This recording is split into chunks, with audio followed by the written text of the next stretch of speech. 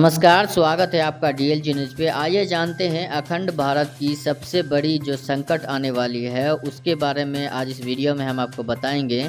क्योंकि चाइना जिस तरह से पैर पसार रहा है अखंड भारत के ऊपर, आप जानते हैं कि अखंड भारत में श्रीलंका और पाकिस्तान और जितने भी कई देश है जैसे खालिस्तान है, इन सभी देशों को चीन ने कर्ज में डुबो दिया है। अब भारत के 3 स्टेट ऐसे हैं जो कर्ज में पूरी तरीके से जो है कर्ज में डुबो चुके हैं।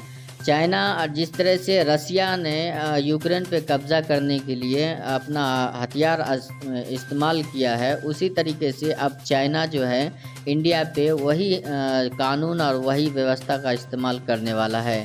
अब आइए जानते हैं कि चाइना कौन सी रणनीति युद्ध का कौन सा नया नियम लागू करने जा रहा है।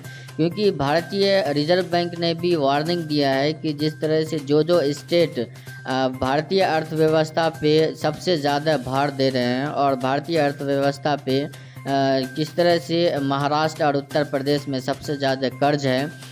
अगर कर्ज की बात करें तो सबसे ज़्यादा तेलंगाना में कर्ज है, उसके बाद उत्तर प्रदेश और महाराष्ट्र का नंबर आता है।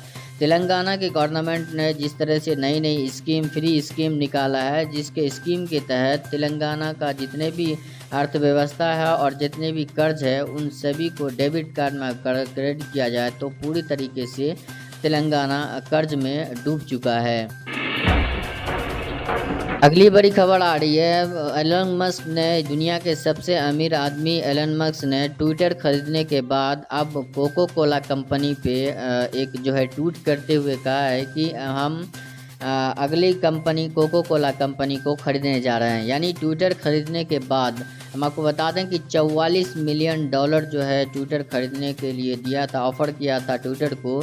अब नेक्स्ट टारगेट उसका मैकडोनल्ड और जो है कोको कोला कंपनी है वो ख़रीदने जा रहे हैं।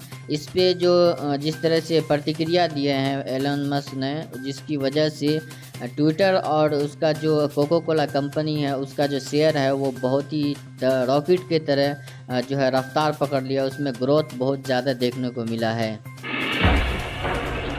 अगली बड़ी खबर आ रही है श्रीलंका से। श्रीलंका अर्थव्यवस्था बहुत ही बुरी तरीके से चरमरा चुकी है और सरकार धड़ाधड़ गिरती नज़र आ रही है। हम आपको बता दें कि पिछले हफ्ते श्रीलंका में प्रधानमंत्री इस्तीफ़ा दे चुके थे, उसके बाद गृह मंत्री ने इस्तीफ़ा दिया।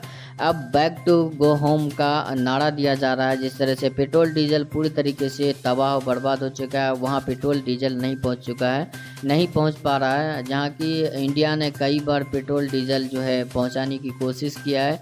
इंडिया ने अब तक पेट्रोल डीजल और जितने भी पैसे के मामले में इंडिया अब तक लगभग 20 मिलियन से भी अधिक पैसे दे चुका है श्रीलंका को मदद करने के लिए। वहीं दूसरी तरफ अगर वर्ल्ड बैंक की बात करें तो वर्ल्ड बैंक अब तक कर्जा देने के लिए वर्ल्ड बैंक ने कहा है कि हमें कोई भी चीज़ की रणनीति और कोई भी चीज़ की जो गिरवी रखने की ज़रूरत है। श्रीलंका को अगर कर्जा देना है तो अब श्रीलंका को किसी न किसी चीज़ की या तो ज़मीन या फिर वहाँ की जो जनता है उसकी जो गारंटी होना चाहिए। उसकी वजह से वर्ल्ड बैंक ने कहा है कि जब तक हमें कोई गारंटी नहीं देता तब तक हम पैसे नहीं दे सकते, लोन पास नहीं कर सकते। हम आपको बता दें कि लगातार इस पे चर्चा